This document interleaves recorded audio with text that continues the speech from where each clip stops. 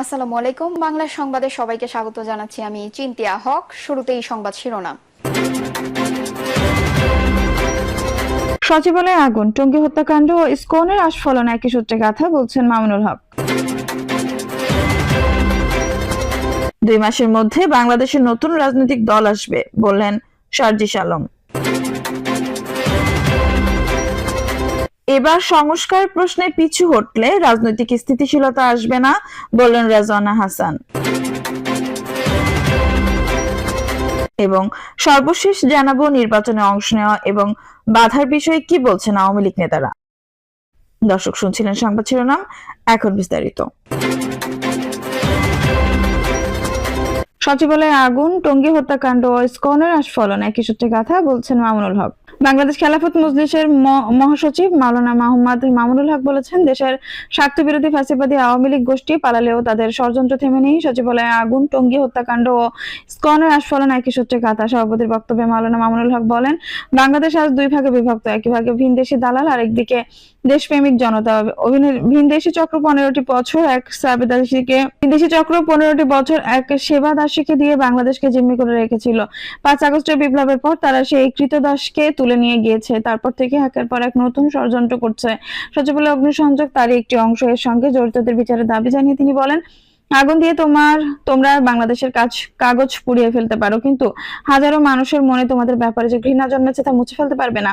এর আগে ইসকনকে দিয়ে তাদের বাংলাদেশ ধ্বংসের চেষ্টা প্রকাশ পেয়েছে সাইফুল ইসলাম আরিফের হত্যার মধ্য দিয়ে।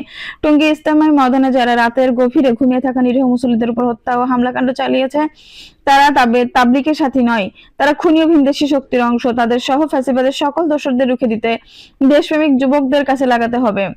অন্তর্বর্তী সরকারের উদ্দেশ্য করে তিনি বলেন, দেশবিরোধী শক্তিদের জায়গা দিলে আপনাদের স্পেস কমে যাবে। আপনাদের হাতে সময় সীমিত। এই সময় যথাযথভাবে কাজে লাগান। ফ্যাসিবাদ বিরোধী সকল রাজনৈতিক শক্তিকে ঐক্যবদ্ধ থাকার আহ্বান জানিয়ে মামুনুল হক বলেন, আমরা আর কোনো ফেলানিকে কাঁটাতারে ঝুলে থাকতে দেখতে চাই না। সীমান্ত রক্ষাকারীদের কোনো লাশ দেখতে চাই না। তিনি আরো বলেন, আমরা কোনো বাকশাল দেখতে চাই না। আমরা ছাত্র জনতার অধিকার আদায় করতে চাই, জনগণের অধিকার নিশ্চিত করতে চাই। আন্দোলন ও সংগ্রামের জন্য যখন কোনো ভূখণ্ড তৈরি হয়ে যায়, তখন তা দমিয়ে রাখা যায় না। আওয়ামী লীগের রাজনীতি ছিল বিভাজনের রাজনীতি, কিন্তু 24 স্কুল কলেজ মাদ্রাসা ছাত্ররা কাঁধে কাঁধ মিলিয়ে সেই বিভাজন ভেঙে গুড়িয়ে দিয়েছে। বাংলাদেশের মানুষ এখন সচেতন হয়েছে। তারা আজ অর্থনৈতিক সংকটে তারা আর মেগা প্রকল্প দেখতে চায় না। আজ বাংলাদেশের মানুষ ব্যাংকে যায়, কিন্তু তারা চেক দেখিয়ে টাকা পায় না। পলায়নকারী স্বৈরাচারের দোসররা বিদেশে টাকা পাচার করেছে, তাদের টাকা দেশে ফিরিয়ে আনতে হবে। 2 মাসের মধ্যে বাংলাদেশের নতুন রাজনৈতিক দল আসবে, বললেন সার্জিস আলম। জাতীয় নাগরিক কমিটির মুখ্য সংগঠক ও জুলাই শহীদ স্মৃতি ফাউন্ডেশনের সাধারণ সম্পাদক সার্জিস আলম জানিয়েছেন, জাতীয় নাগরিক কমিটি কোনো রাজনৈতিক দল হবে না। রেজিস্ট্রেশন প্রাপ্ত যেমন দল হয় এরকম হবে না, কিন্তু জাতীয় নাগরিক কমিটি একটি রাজনৈতিক শক্তি। দুটির মধ্যে অনেক পার্থক্য আছে। দল যেমন রেজিস্ট্রেশন নম্বর নিয়ে আত্মপ্রকাশ করে, সরাসরি রাজনীতিতে অংশ নেয়, নির্বাচনে যায়, কিন্তু রাজনৈতিক শক্তি যেটি করবে, এটি লিডারশিপ তৈরি করবে আগামীর বাংলাদেশে। সেটা হতে পারে পলিটিক্যাল লিডারশিপ, হতে পারে অর্গানাইজেশন লিডারশিপ, হতে পারে ভলান্টিয়ারিং লিডারশিপ।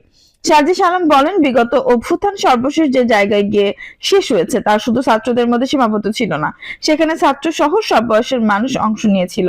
এই অভ্যুত্থানকে বাঁচিয়ে রাখার তাগিদে এবং আগামীর বাংলাদেশে অভ্যুত্থানের যে ডিমান্ড, সেগুলো পূরণ করার জন্য যারা নাগরিক আছেন, এখানে নাগরিক যে অর্থে বোঝানো হচ্ছে যে ছাত্র জীবন শেষ হওয়ার পর যে সময়টা বা কেউ পড়াশোনা ছেড়ে দিয়ে কর্মক্ষেত্রে চলে গেছেন, এমন 50 বছর বয়স পর্যন্ত যে মানুষগুলো, এই মানুষগুলোকে একটি প্ল্যাটফর্মে আনার প্রয়োজন হিসেবে বৈষম্য বিরোধী ছাত্র আন্দোলনেরই সিনিয়র জুনিয়র মিলে কয়েকজন ভাই বন্ধু আরেকটা প্ল্যাটফর্মের দায়িত্ব নেন, যেটি হচ্ছে জাতীয় নাগরিক কমিটি। জাতীয় নাগরিক কমিটির সঙ্গে বৈষম্য বিরোধী ছাত্র আন্দোলনের সম্পর্ক আছে উল্লেখ করে তিনি বলেন, তবে সেটি এরকম নয় যেরকম সম্পর্ক আওয়ামী লীগের সঙ্গে ছাত্রলীগের ভাতৃপ্রীতম এরকম কিছু নয়।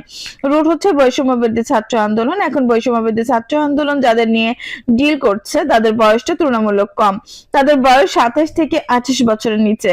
আর জাতীয় নাগরিক কমিটি যাদের নিয়ে ডিল করছে, তাদের বয়স 27 কিংবা 28 বছরের উপরে।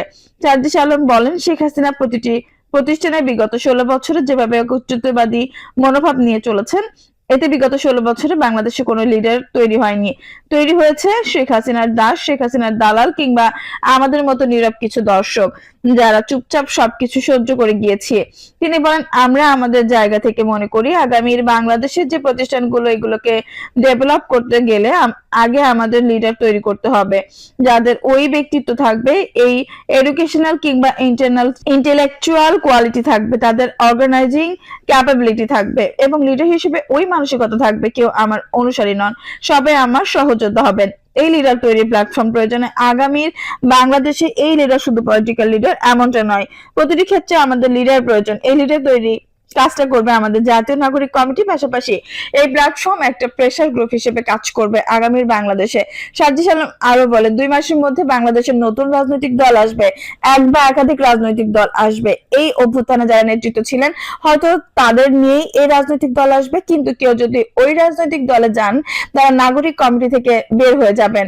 বৈষম্য বিরোধী ছাত্র আন্দোলনের যদি কেউ সেই রাজনৈতিক দলে যেতে চান, বৈষম্য বিরোধী ছাত্র আন্দোলনের পদগুলো ছেড়ে তাকে যেতে হবে। এবার সংস্কার প্রশ্ন পিছু হটলে রাজনৈতিক স্থিতিশীলতা আসবে না বললেন রেজওয়ানা হাসান। পরিবেশ, বন ও জলবায়ু পরিবর্তন মন্ত্রণালয়ের উপদেষ্টা সৈয়দা রেজওয়ানা হাসান বলেছেন, এবার সংস্কার প্রশ্ন পিছু হটলে দেশের রাজনৈতিক স্থিতিশীলতা আসবে না। সংস্কারের বিষয়ে ঐক্যমত্য হতে হবে, এই ক্ষেত্রে কেউ কাউকে প্রতিপক্ষ ভাবা ঠিক নয়। সংলাপে সৈয়দা রেজওয়ানা হাসান বলেন, আমাদের মনে রাখতে হবে, আমরা যদি ছকে ফেলা রাজনীতিকে বদলানোর চেষ্টা করি, বৈষম্য ভাঙার কথা বলি, এই যাত্রা কোনোদিনও সহজ হবে না। খুবই কঠিন রাস্তার মধ্যে দিয়ে আমাদের যেতে হবে, তার জন্য আমাদের ধৈর্য রাখতে হবে। তিনি বলেন, প্রথাগত বিষয়গুলো একদিনে ভাঙা যাবে না, পরিবর্তনের দায়িত্ব শুধু সরকারের নয়, সবাইকেই নিতে হবে। রাজনৈতিক নেতাদের ভূমিকাটা সেখানে অনেক বড়। শুধু কাগজে কলমে সংস্কার করলে হবে না, এটা চর্চা করতে হবে যাতে মানুষ সুফল পায়। শেখ হাসিনার স্বৈর শাসনের যে অবসান ঘটবে তা 3-4 আগস্টের আগে অনুমানও করতে পারেননি বলেন পরিবেশ উপদেষ্টা। বিপ্লবের মাধ্যমে আসা অন্তর্বর্তী সরকারের ম্যান্ডেট নিয়ে চিন্তিত নয় বলে উল্লেখ করেন তিনি বলেন, এবার সংস্কার প্রশ্নের পিছু হটে দেশের রাজনৈতিক স্থিতিশীলতা আসবে না। আবার সংস্কারে জনমতে প্রতিফলন ঘটাতে না পারলে রাজনৈতিক স্থিতিশীলতা অর্জন কঠিন হবে। উপদেষ্টা সৈয়দা রেজওয়ানা হাসান বলেন, কেবল নেতৃত্ব পরিবর্তিত হয়ে গেলে সব পরিবর্তন হবে না, যতক্ষণ পর্যন্ত মানসিকতা পরিবর্তন না আসে। ক্ষমতা প্রয়োগে জবাবদিহি আনা, জনগণের অংশগ্রহণের সুযোগ করে দেওয়াটা কখনোই করা হয়নি। সংস্কারের প্রয়োজন স্বীকার করলেও কোনো জায়গায় কে করবে সেটা চর্চা করতে গেলে মনোজাগতিক পরিবর্তনগুলো কতদিনে হওয়া দরকার বা সম্ভব সেটা পরিষ্কার হওয়া দরকার। চর্চাটা না হলে বা মনোজগতে পরিবর্তন না এলে বিশ্বের আইনও কোনো পরিবর্তন আনতে পারবে না। রেজওয়ানা হাসান আরো বলেন, কতগুলো সংস্কারের প্রশ্নে আমাদের জাতীয় ঐক্যমত্য গড়ে তুলতে হবে, তার জন্য প্রয়োজন ছাড় দিতে হবে। হঠাৎ করে পরিবর্তিত হয়ে যাবে না, তবে বড় ধরনের পরিবর্তন ত্বরণেই আনতে পারবে। তিনি বলেন, পরিবর্তন একটা প্রক্রিয়া, কেবল আইন করে গেলেই পরিবর্তন হবে না, প্রক্রিয়াটা চালু রাখতে হবে। এই প্রক্রিয়ায় তারুণ্য অভিজ্ঞতা দুটোরই ভূমিকা থাকা প্রয়োজন। সংস্কারের বিষয়ে ঐক্যমত্য থাকতে হবে, এই ক্ষেত্রে কেউ কাউকে প্রতিপক্ষ ভাবা ঠিক নয়। নির্বাচনে অংশ নেওয়া এবং বাধার বিষয়ে কি বলছেন আওয়ামী লীগ নেতারা? অন্তর্বর্তীকালীন সরকার প্রথমবারের মতো জাতীয় নির্বাচনে একটি রোডম্যাপ ঘোষণার পর বিএনপি, জামায়াত সহ বিভিন্ন রাজনৈতিক দল আন্দোলনে নেতৃত্ব দেওয়া ছাত্রদের অবস্থান জানা যাচ্ছে। বাংলাদেশে গণ আন্দোলনের মুখে ক্ষমতাচ্যুত হওয়া দল আওয়ামী লীগ আগামী নির্বাচনে অংশ নিতে পারবে কিনা সেটি নিয়ে রাজনীতির মাঠে নানা আলোচনা আছে। নির্বাচন প্রসঙ্গে আওয়ামী লীগ কি ভাবছে, দলটির জ্যেষ্ঠ নেতাদের সঙ্গে কথা বলে জানার চেষ্টা করছে ব্রিটিশ সংবাদ মাধ্যম বিবিসি বাংলা। বাংলাদেশে গণ আন্দোলনে নেতৃত্ব দেওয়া ও নতুন দল গঠনের দ্বারপ্রান্তে থাকা ছাত্ররা বিভিন্ন সংস্কার করে অনুষ্ঠিতব্য আগামী নির্বাচনে আওয়ামী লীগকে সুযোগ না দেওয়ার কথা বলছে। ছাত্র নেতাদের দাবি, জুলাই হত্যাকাণ্ডে শেখ হাসিনার বিচার না হওয়া পর্যন্ত পতিত আওয়ামী লীগকে নির্বাচন করার সুযোগ যেন না দেওয়া হয়। এদিকে নির্বাচনে অংশ নেওয়া না নেওয়ার বিষয়ে আওয়ামী লীগের দুজন কেন্দ্রীয় নেতার সঙ্গে কথা বলে দলটির অবস্থান জানতে চাওয়া হলে 2 ধরনের বক্তব্য পাওয়া গেছে। আওয়ামী লীগের যুগ্ম সাধারণ সম্পাদক আফামা বাহাউদ্দিন নাসিম বিবিসি বাংলাকে বলেন, তারা নির্বাচনকে স্বাগত জানায় এবং উপযুক্ত পরিবেশ পেলে নির্বাচনে অংশ নিতে চায়। তবে আওয়ামী লীগের সভাপতি মণ্ডলীর সদস্য আব্দুর রহমান বলেছেন ভিন্ন কথা। তার ভাষায়, এই অন্তর্বর্তী সরকারের কোনো কার্যক্রমকে তারা বৈধতা দিচ্ছে না। নির্বাচন নিয়ে এখনো কোনো উৎসাহ বা উদ্বেগ কিছুই নেই আওয়ামী লীগে। কি বলছেন আওয়ামী লীগ নেতারা? নির্বাচন বিষয়ে আওয়ামী লীগের ভাবনা জানতে চাইলে দলটির যুগ্ম সাধারণ সম্পাদক বাহাউদ্দিন নাসিম বলেন, নির্বাচনে সকল গণতান্ত্রিক শক্তি, সকল রাজনৈতিক দল মুক্তিযুদ্ধের পক্ষের শক্তি যাতে অংশগ্রহণ করতে পারে, সেখানে সুনির্দিষ্ট কাউকে বিজয় করার লক্ষ্যে অন্তর্বর্তী সরকার কোনো সুনির্দিষ্ট এজেন্ডা নিয়ে কাজ করবে না। অর্থাৎ সকলকে সমান অধিকার দিতে হবে, জনগণ তার ভোট দেবে, জনগণের ভোট দেওয়ার অবাধ সুযোগ থাকতে হবে। বাংলাদেশে আওয়ামী লীগের একটা ভোট ব্যাংক আছে উল্লেখ করে বাহাউদ্দিন নাসিম বলেন, অবাধ সুষ্ঠু নিরপেক্ষ নির্বাচনের পরিবেশ এবং সব দলের অংশগ্রহণের সুযোগ থাকার বিষয়টি গুরুত্বপূর্ণ। তিনি বলেন, আগামী আওয়ামী লীগ নির্বাচনে অংশগ্রহণ করার উপযুক্ত পরিবেশ আমরা চাই। বঙ্গবন্ধু শেখ হাসিনার নেতৃত্বে যে কোনো নির্বাচনে অংশগ্রহণ করার জন্য আমাদের দৃঢ় সংকল্প আছে এবং সব সময়ের জন্য আমাদের প্রস্তুতি থাকবে। তবে দলটি সভাপতি মণ্ডলীর সদস্য আব্দুর রহমান কোথায় এই ইঙ্গিত স্পষ্ট যে বাংলাদেশের রাজনীতিতে আওয়ামী লীগের নির্বাচনে অংশ নিতে দেওয়া না দেওয়া নিয়ে নানা আলোচনা থাকলেও এখনো দলটি এই বিষয়ে কোনো সিদ্ধান্ত নেওয়ার মতো অবস্থায় নেই। আব্দুর রহমান বলেন, এই অন্তর্বর্তী সরকার কোনো কার্যক্রমকে তারা বৈধতা দিচ্ছে না। নির্বাচন নিয়ে এখনো কোনো উৎসাহ বা উদ্বেগ কিছুই নেই আওয়ামী লীগে। তারা একটা নির্বাচনের ব্যবস্থা করবে এবং সেই নির্বাচনে আওয়ামী লীগ আদৌ যাবে কি যাবে না সে ব্যাপারে আমাদের দলীয় সিদ্ধান্ত আনুষ্ঠানিকভাবে এখনো হয় নাই।